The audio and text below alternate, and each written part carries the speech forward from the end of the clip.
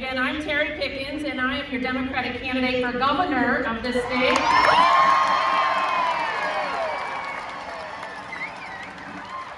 But I'm not speaking to that today. I'm speaking as a citizen who loves this country. I'd like to take everyone back to August 22nd, 2024, and that was the day that Kamala Harris accepted the nomination for the Democratic Party for the candidate to run for president.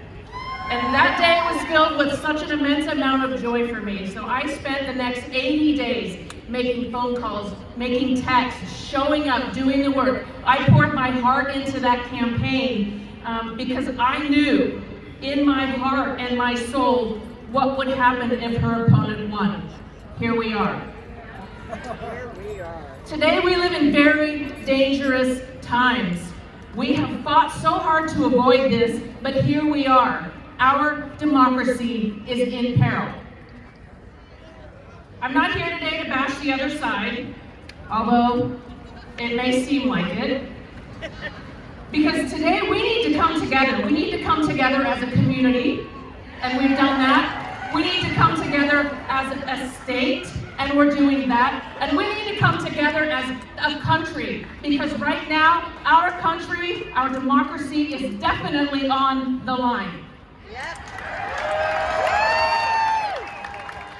The past 9 months, our country has been turned into absolute disorder.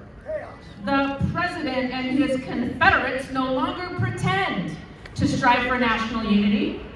They are bold, they are dishonest, they are diligent in their work to pit red against blue, right against left, us against them. It must stop.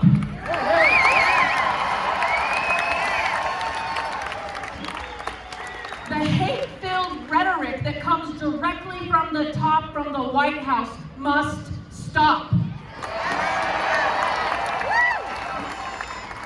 I ask everybody here, do not be fooled with the whataboutism that we see in mainstream media.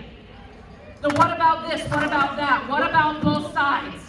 There's only one side here, and it's democracy.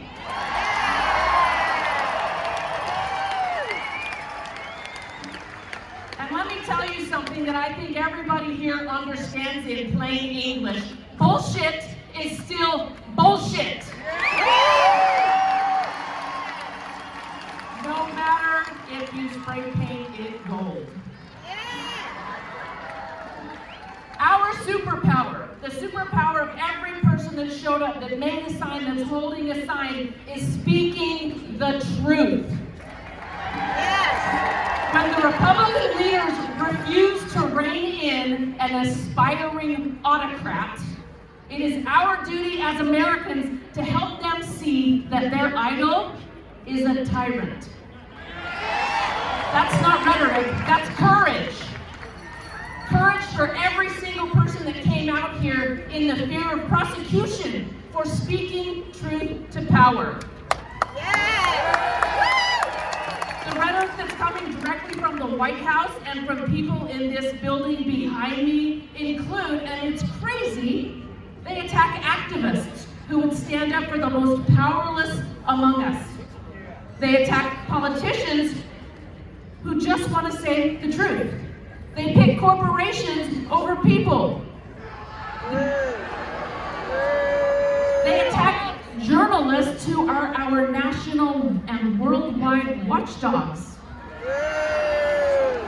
They're attacking colleges and universities because they dare teach the truth.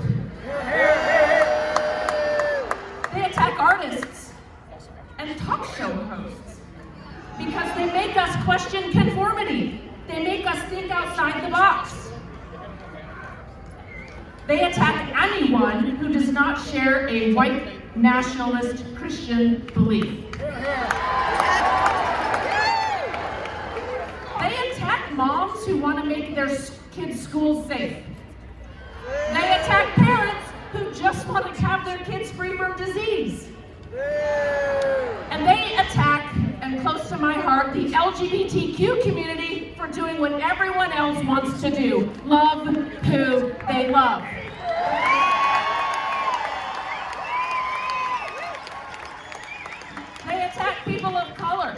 all people of color.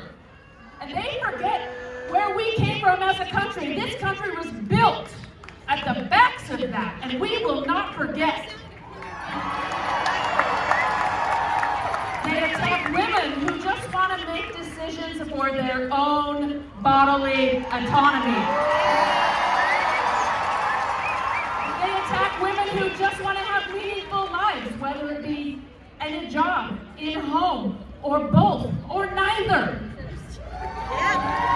They attack each and every one of us who would live with dignity and courage to stand up against tyranny.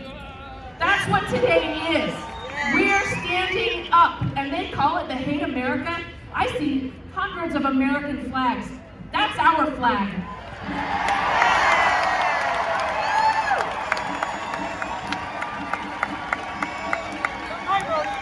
Right now, more than ever, we need leadership, we need unity, and we need basic decency. Here, here, here, here.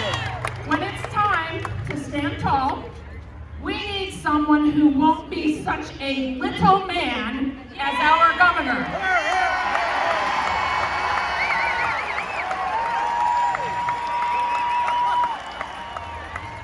Right now, that man sits in the State House and he shrinks smaller and smaller every time the president sends his ire this way.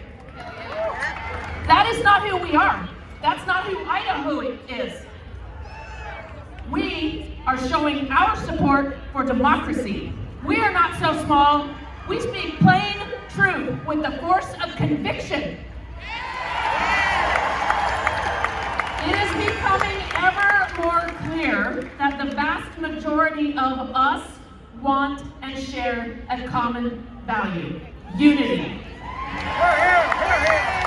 We fight to protect our families, our security, and our children's futures. That means that we share a common enemy.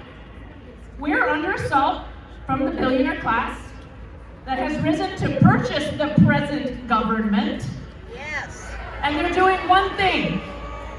They're making this very big issue about us versus them. They want it to be red versus blue, right versus left, us versus them. But it isn't. We are united because we are Americans. They are doing their best to take more than their unfair share, leaving the rest of us to wonder, what about us? Yes. But their moment will not last. In fact, it's nearly over. I see today, it's nearly over. I hope they see today that it's nearly over. I am not ringing a conciliatory bell, far from it. What I am doing is I'm calling for everybody to maintain and use this voice you're using today. I am saying we all need to unite as Americans. We need to understand who the true enemy is. It's not our neighbors. It's not our community members. It's the billionaire class that thinks they own us. When enough of us agree on that, those who pitted American against American, those who mocked our most sacred ideas of liberty and justice, and those who were so very little when we needed them to be big, are going to find themselves very, very lonely and out of office.